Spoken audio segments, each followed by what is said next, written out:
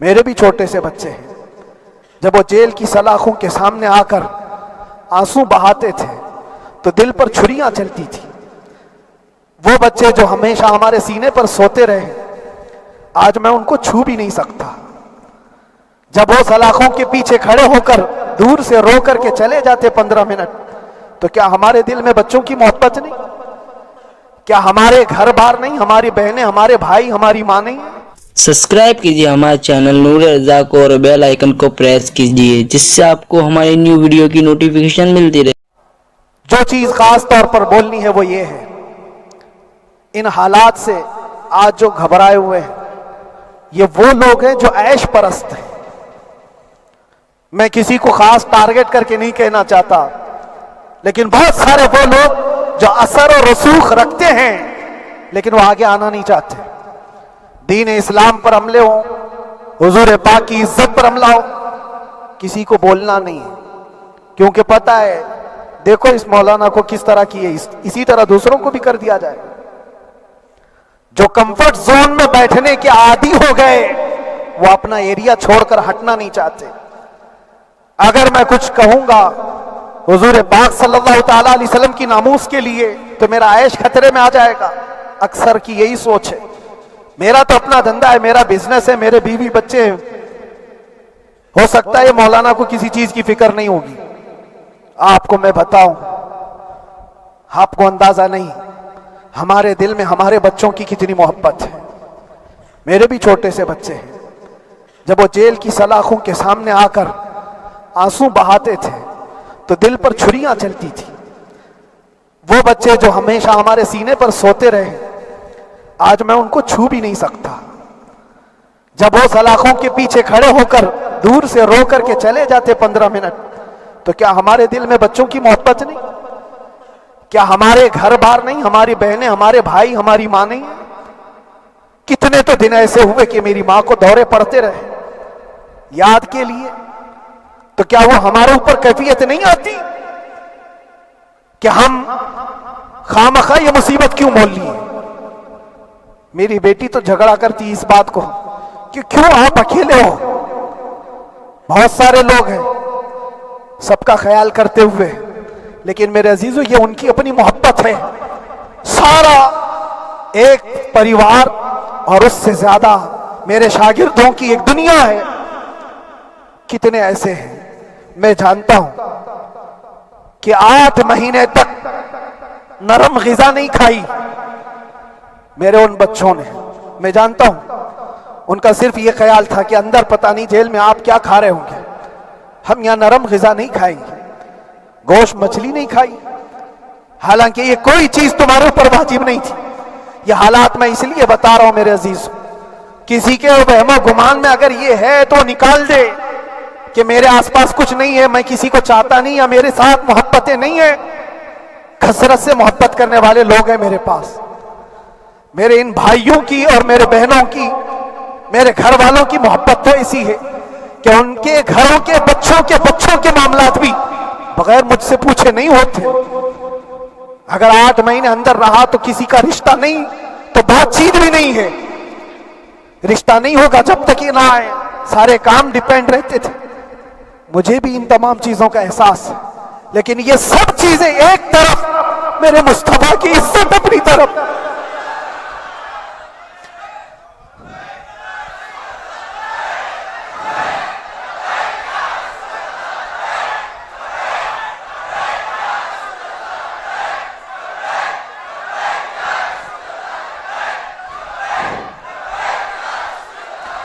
میرے عزیزوں، ہر ایک کے آنسوں کے قطرے میں نے دیکھے، بھائیوں کے، بہنوں کے، میرے پاس ملنے کے لیے میرے جو شاگرد آتے ان کے، یہ اکثر جب جیل کی دیوار پر آ کر کھڑے ہوتے، ان کی آنکھیں لال، یہ آنسو بہاتے 15 منٹ ملاقات کر کے چلے جاتے۔ آپ کو کیا اندازہ ہے اندر کے حالات ایک دن 1 سال کے برابر لگنے لگتا ہے، گھٹتے رہتے، لیکن ایک بات کا احساس بار بار ہوتا کہ یہ ساری محبتیں ایک طرف ہے، لیکن ہم جس کے لیے کھڑے ہوئے ہیں اس کی محبت میں کوئی سمجھوتا نہیں، اس کی محبت میں کوئی سمجھوتا نہیں۔ ईमान इसी का नाम है। ला युमिनु अहदुकुम हत्ता अकूना अहब्बा इलैहि मिन वालिदिही व वलदिही वन्नासि अजमाइन। तुम में से उस वक्त तक कोई पूरा मोमिन नहीं हो सकता जब तक कि अपनी औलाद, अपने माल दौलत, अपने माँ बाप, सबसे ज्यादा अपने रसूल से मोहब्बत ना करे। दुआ यही करते रहो जब हुजूर पाक का मामला आए तो सारी दुनिया एक तरफ हो जाए। मैंने एक वाकया पढ़ा था, अंदर ही हजरत खालिद बिन वलीद रज़ी अल्लाह ताला एक किले पर अचानक हमलावर हुए थे। वो किले में मौजूद जो दुश्मनान इस्लाम थे उनकी पार्टी चल रही थी। बड़े बड़े कालीन सोफे बिछे हुए, तश्तों में कीमती खाने रखे हुए थे। खालिद बिन वलीद के साथ जो लश्कर है, ये तो वो गरीब सहाबा थे जो पैबंद लगे कपड़े पहनते, एक खजूर पर पूरा दिन गुजारते। जब ये उस किले पर हमलावर हुए तो दुश्मनान इस्लाम जो थे वो मुकाबला करने की हिम्मत ना जुटा सके, भाग गए। सब सारा माल सब छोड़कर भाग गए, बगैर किसी जंग के, बगैर किसी कत्ल क़िताल के पूरा किला फतह किया खालिद बिन वलीद ने। अब सुनो, जो सहाबा थे वो माले गनीमत जमा कर रहे थे, क्योंकि ये अरब के लोग ऐसे महंगे कालीन नहीं देखे थे, ऐसे महंगे सोफे, इतनी कीमती ग़िज़ाएं उन्होंने देखी नहीं थी। सब जमा करने लगे, सब जमा करने लगे। खालिद बिन वलीद ने कहा, खबरदार, हाथ मत लगाना, सब हट जाओ। सब हट गए। चंद सहाबा को बुलाया, ये सब जमा करो, इसको आग लगा दो। पूरा माल गनीमत जो था आग लगा दिया। तो जो सहाबा थे वो कहने लगे, क्या ये अच्छा होता, ये सब में आप तकसीम कर देते, ये बहुत कीमती चीजें हैं, अरब में हम ले जाते तो ये बहुत महंगी चीजें हैं। खालिद बिन वलीद ने क्या कहा जानते हो? कहा, अगर तुमको भी इन तमाम चीजों की आदत लग जाए तो तुम भी वैसे ही भागोगे जैसे ये भागे। ये आज जो हमारा मुकाबला करने की ताकत ना ला सके और भाग गए, उसकी वजह यह है कि वो ऐश परस्त है, अय्याशी उनके अंदर थी, जिसकी वजह से वो खड़े ना हो सके। और जब जब ये अय्याशी आएगी तुम खड़े नहीं हो सकोगे, खड़े नहीं हो सकोगे।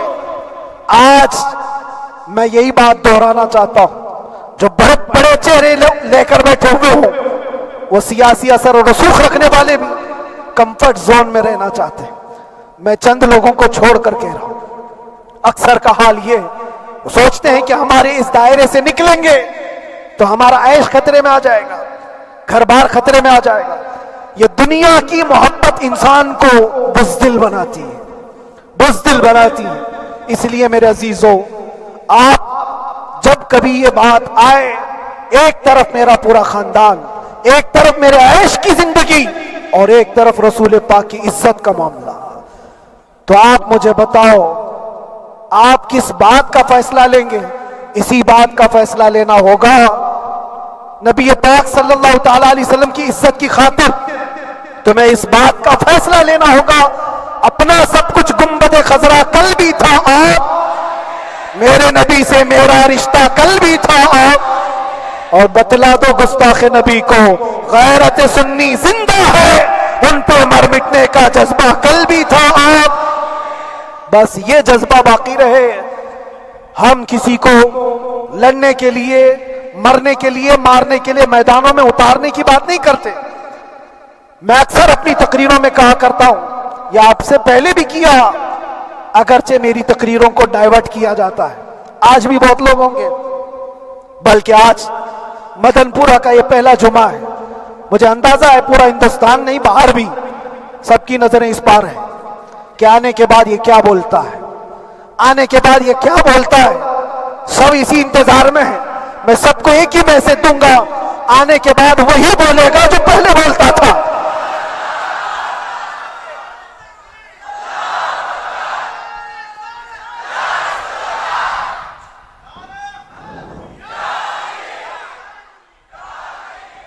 अगर कुछ गलत होता